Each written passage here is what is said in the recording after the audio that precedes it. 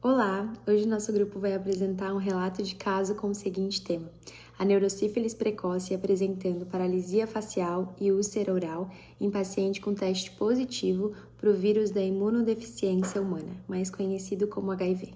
Nosso objetivo com esse trabalho é contextualizar a condição clínica abordada e dar destaque para a importância do diagnóstico precoce para a vida do paciente. Para a gente discutir melhor o relato de caso, gostaria de fazer uma introdução sobre alguns dos conceitos citados no tema desse trabalho. A neurosífilis é uma condição complexa e debilitante que afeta o sistema nervoso central do nosso paciente. Ela representa uma manifestação tardia da sífilis, uma infecção sexualmente transmissível, e quando não tratada adequadamente, ela pode se disseminar para o cérebro e medula espinhal, assim se tornando neurosífilis. Essa evolução pode causar sintomas neurológicos e comportamentais graves, como demência, déficit de memória, paralisia e até acidente vascular neural. Agora você pode estar se perguntando, o que a neurosífilis tem a ver com a odontologia? Bom, na nossa área da saúde, a neurosífilis merece uma atenção especial, porque muitas das vezes os primeiros sinais da doença podem ser observados na cavidade oral, que é onde o dentista age. Úlceras e lesões orais podem estar presentes nos primeiros estágios da sífilis, assim como a gente viu em sala de aula.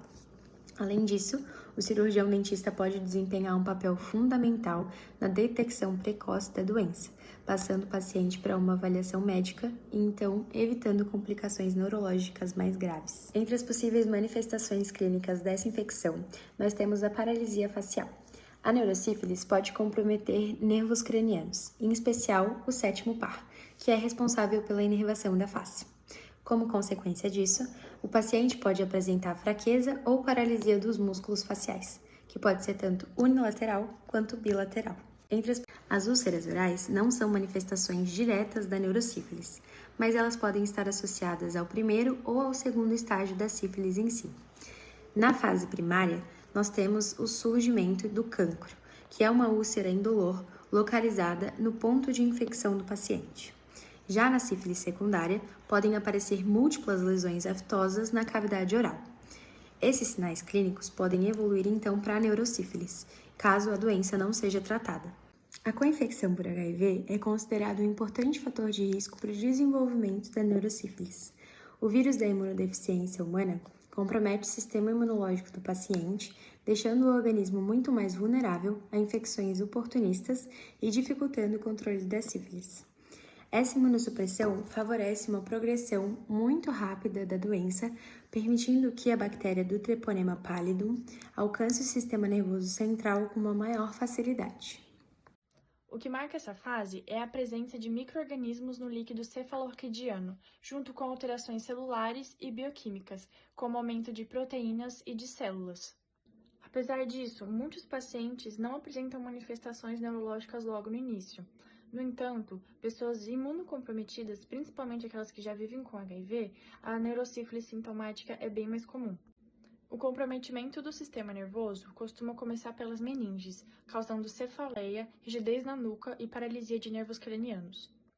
Quando o parênquima do sistema nervoso central é atingido, os efeitos podem ser mais graves, como acidente vascular cerebral, tabes dorsalis e paresia generalizada. O diagnóstico, porém, é um desafio, isso porque a sífilis em si já é difícil.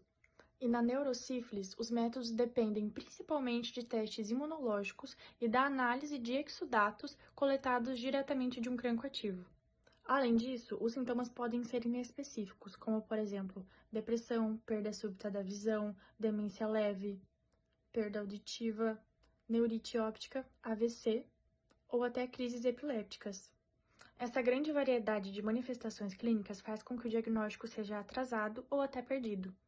Por isso, entender o contexto e as formas de apresentação da neurosífilis é fundamental e muito importante, principalmente em pacientes HIV positivos, visto que esses pacientes têm um risco aumentado de desenvolver essas complicações. Então, o caso é de um paciente homem africano de 40 anos, HIV positivo. Ele procurou o serviço médico um dia depois de ter confusão mental, dor de cabeça forte, agitação e reclamar de dor no lado esquerdo do peito. Voltando um pouco na história, 2 meses antes, ele tinha dado entrada com diagnóstico de meningite aguda e foi quando ele descobriu que era HIV positivo. Na época, ele foi tratado para meningite bacteriana e criptocócica e recebeu ceftriaxona por 10 dias e fluconazol em doses altas por 2 semanas. Depois disso, ele foi inscrito no programa de tratamento de HIV e começou a terapia antirretroviral com esquema de comprimidos com tenofovir, lamivudina e efavirenz. Também recebeu antibiótico oral uma vez por dia como profilaxia.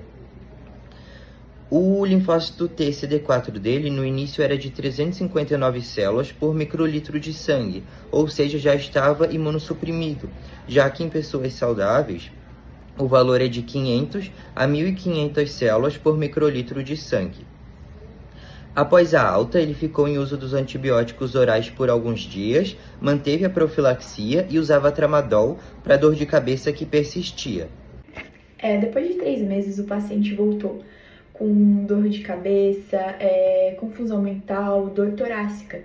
E para investigar, foram feitos alguns exames, como exame radiográfico, cardiológico. E agora eu vou falar um pouquinho sobre o hemograma. Bom, o hemograma, ele mostrou uma leucopenia leve, com linfopenia, mas os eutrófilos estavam preservados. A hemoglobina, plaquetas, função renal e eletrófitos estavam normais, sem alterações relevantes. No líquor, a pressão da abertura estava aumentada e as proteínas elevadas, porém a glicose estava normal e havia apenas 3 leucócitos. Todos os testes de agentes infecciosos, como o Ciptococcus e tuberculose, foram negativos. A tomografia a tomografia de crânio, ela mostrou uma lesão no lóbulo frontal, compatível com cerebrite e discreto realce meningio. O raio-x do tórax estava normal. No eletrocardiograma, observou uma hipertrofia ventricular esquerda. E no ereocardiograma, relevou uma leve difusão sistólica e diastólica no ventrículo esquerdo.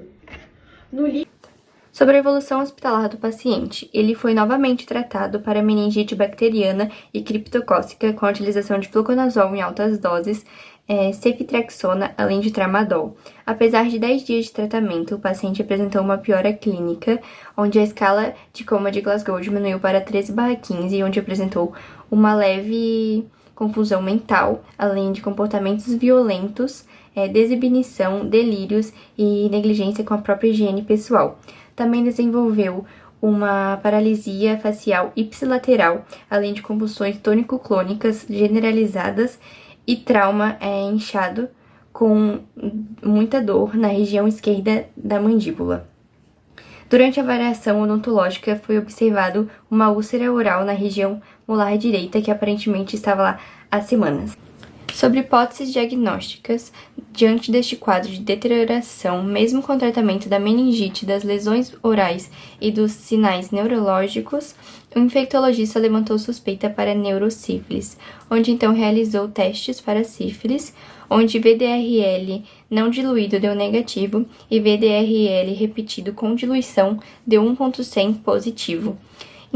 Então, iniciou o tratamento com penicilina benzatina semanal por 3 semanas, onde o paciente apresentou uma melhora significativa e recebeu alta. Agora eu vou falar um pouquinho da discussão desse artigo. Bom, nos últimos anos, os casos de sífilis aumentaram muito ao redor do mundo inteiro, principalmente em pacientes HIV positivo. Esse crescimento trouxe novos desafios para o diagnóstico e o tratamento, uma vez que a neurosífilis pode se apresentar de formas bastante variadas.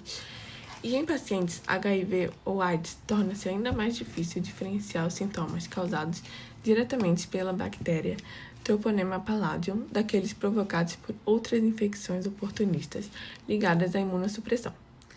Embora os CDCs classifiquem a neurosífilis em grupos clínicos, esses critérios são considerados amplos demais, o que limita a utilidade deles na prática.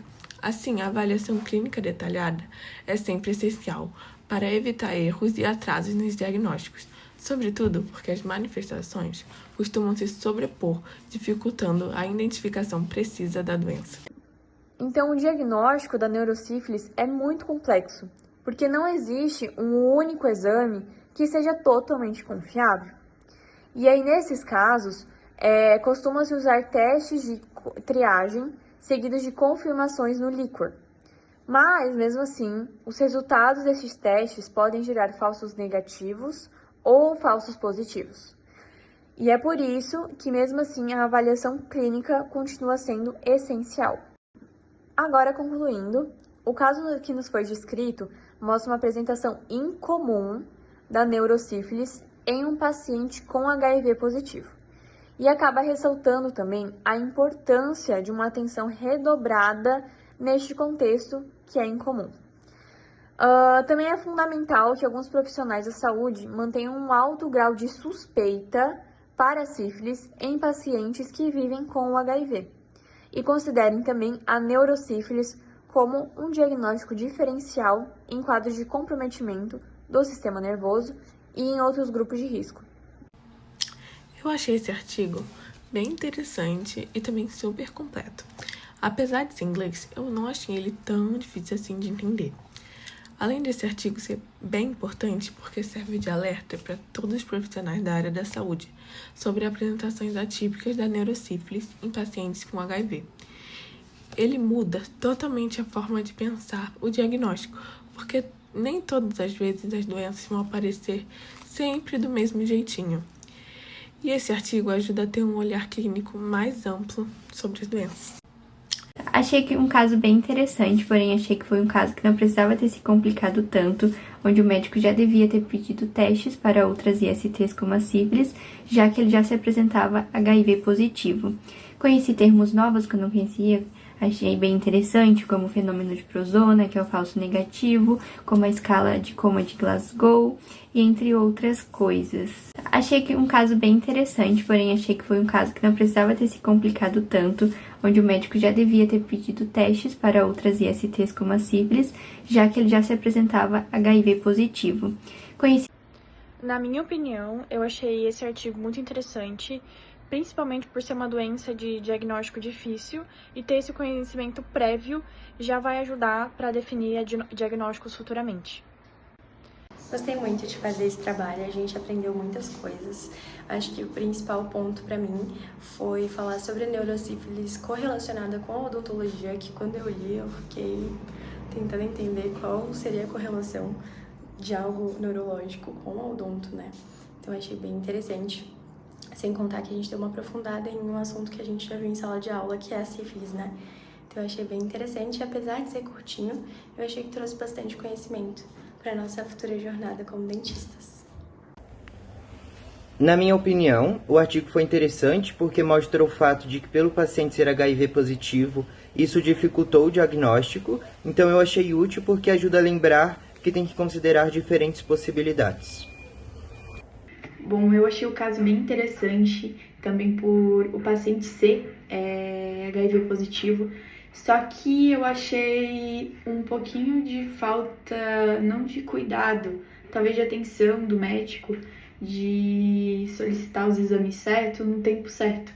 Mas eu achei o caso bem interessante e com bastante nomes e exames que eu nunca tinha ouvido falar e achei bem interessante. E eu gostei bastante do artigo, eu acho muito interessante ler sobre casos clínicos, porque às vezes foge assim de uma bolha que a gente está e acaba tendo assim diagnósticos diferenciais que às vezes a gente não tem nem ideia que pode acontecer.